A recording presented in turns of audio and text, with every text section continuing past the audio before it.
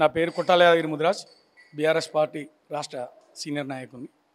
ఈరోజు జగ్గారెడ్డి గారు, కవితక్క గారు ప్రెస్ మీట్ పెట్టి రేవంత్ రెడ్డి మీద అవినీతి పాలన, అవినీతి చక్రవర్తి, 18 నెలల లోపల 2 లక్షల కోట్లను అప్పు తెచ్చినటువంటి ఒక గొప్ప ముఖ్యమంత్రి రేవంత్ రెడ్డి గారు అని చెప్పి మరి చెప్పడంతో మరి ఉలిక్కిపడ్డ కాంగ్రెస్ పార్టీ జగ్గారెడ్డి అనే ఒక నాయకునితో ఏం పదవి ఉందో మరి ఆయన పరిస్థితి ఉందో మాకు తెలియదు, కానీ ఆయనతో ఒక ప్రెస్ మీట్ చేయించడం జరిగింది.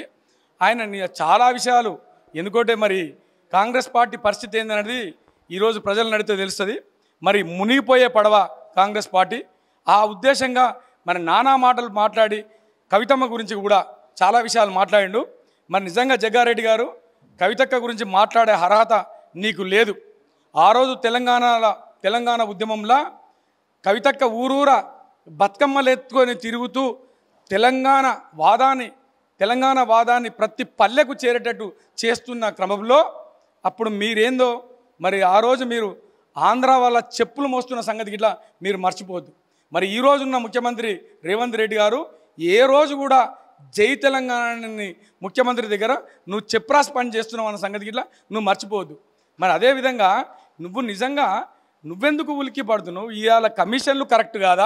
20% కమిషన్లు తీసుకుంటుర్రా లేరా? నువ్వు ఒకసారి క్షేత్రస్థాయి గ్రామాలకు వెళ్తే నీ పరిస్థితి ఏందో తెలుస్తుంది, మీ కాంగ్రెస్ పార్టీ ఏందో తెలుస్తుంది.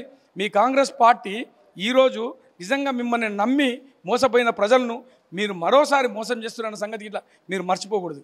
అదేవిధంగా ఇవాళ కవితమ్మ మాట్లాడితే నిజంగా ఏదో మాట్లాడుతున్నావు, ఆడదాని అని అంటావా? ఒక మహిళను, ఒక తల్లిని, ఆడదంటేనే అమ్మ, అలాంటి ఒక మహిళా తల్లిని పట్టుకొని నువ్వు ఆడదాని అంటావా? నిజంగా ఆమెకు నువ్వు అలాంటి పరిస్థితి వస్తే ఆడపులి అను, ఒక ఝాన్సీ లక్ష్మీబాయి అను, అట్లాంటి మాటలు ఆమెకు వర్తిస్తే కానీ నువ్వు ఆ మాట అనకు. దాన్ని తీవ్రంగా ఖండిస్తున్నాం. అదేవిధంగా ఈరోజు మీ పార్టీ ఎందుకు భయపడుతుంది? కవితమ్మను చూస్తే మీరు చేసిన పనులు అట్లున్నాయి కాబట్టి మీరు భయపడుతున్నారు. ఇవాళ 42% రిజర్వేషన్ ఇస్తా అని చెప్పిర్రు, అది ఇస్తలేరు. దాన్ని ఏదో ఉత్తుత్త మాటలుగా చెప్పిర్రు, ఏదో మర్చిపోతున్నారు జనాలు అని చెప్పేసి స్థానిక ఎలక్షన్లో పోదామంటారు. మిమ్మల్ని నిద్ర పట్టనీయకుండా చేస్తుంది కాబట్టి కవితమ్మ గురించి మాట్లాడుతున్నావు. నువ్వు నిజంగా నిజాయితీపరుడు అయితే మీ ముఖ్యమంత్రి అన్నది ఏమన్నాడు? 42% రిజర్వేషన్ ఇస్తాడు. ఇప్పి ఫస్ట్ పోయి అవి అప్పుడు కానీ స్థానిక ఎలక్షన్లు పెట్టి, అంతేగాని నువ్వు గవర్నమెంట్ మీద గవర్నమెంట్ మీద నిజంగా చేసిన పనుల గురించి మాట్లాడితే నువ్వు ఉలిక్కిపడి ఏదేదో మాట్లాడడం అనేది కరెక్ట్ కాదు. నిజంగా ఆ రోజు తెలంగాణ గవర్నమెంట్లో కేసీఆర్ గారి హయాంలో గవర్నమెంట్ హాస్పిటళ్ళు స్వర్ణయుగం, ఈరోజు గవర్నమెంట్ హాస్పిటళ్ళు చెత్తకుప్పలు లాంటి లాగా మారిపోయింది. ఆ రోజు నేను వస్తా బిడ్డ గవర్నమెంట్ హాస్పిటల్కు అని పాడిన ప్రజలు ఈరోజు నేను రాను బిడ్డో గవర్నమెంట్ హాస్పిటల్కు అని పాడుతున్న మాట వాస్తవం కాదా? మరి అదేవిధంగా 2 లక్షల కోట్లు 18 నెలలలో చేసి నీ అభివృద్ధి ఏంది మరి చెప్పు. మరి అదేవిధంగా కవితక్క కాంట్రిబ్యూషన్ ఈ తెలంగాణలో లేదా?